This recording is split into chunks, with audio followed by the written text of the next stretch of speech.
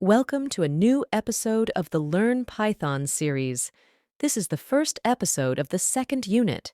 Today, we will talk about a data type called string, which is created using double quotation marks. You probably know that whatever is placed between double quotation marks is text.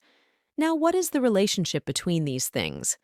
Any text or words in life, in Python, is considered a string. We also have another type called character, which is a single letter between double quotation marks. For example, if you use double quotation marks and put the letter A inside, is it a string or a character?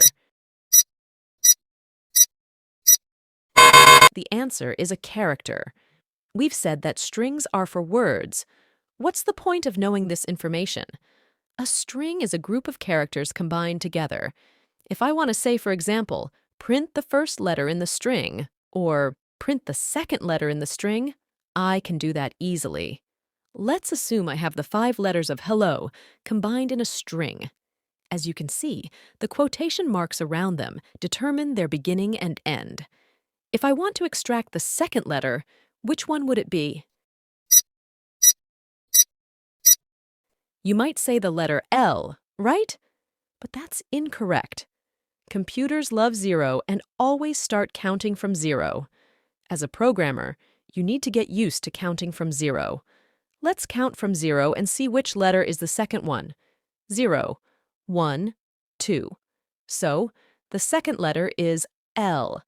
If I tell it to print the second letter, it will say, "Welcome, the second letter is L." Excellent. Let's go back to our code. To do this, you put parentheses like these. Here's where they are on the keyboard. If you write hello and then add these parentheses with the number 3 inside, you're asking for the third letter of hello. If you run this code and nothing happens, it means the code works, but you didn't tell it to print the value. So you need to add a print statement to print it. It will then say that the third letter is L. Excellent. Suppose I have a number and want to know its length. I'll write print to get the length of the number. I use the function len, put the number inside, and don't forget to close both len and print parentheses. When I run it, I get a type error. What is a type error? To understand why the len function gives a type error when given a number, we need to understand what a function is. Imagine a factory machine where you put tomatoes on one side and it outputs ketchup bottles on the other side. This machine is like a function in programming. It requires specific input. If you give it paper instead of tomatoes, it will stop and give an error.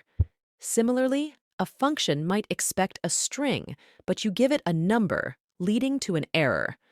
Let's go back to the code. Here, we're telling it to print the length of a number. Using the len function, which only accepts string data types, it gives an error because the input is not a string. Now you understand everything. See you in the next episode where we'll learn how to convert from one type to another, like turning an integer into a string. This was Alia Izat. See you next time.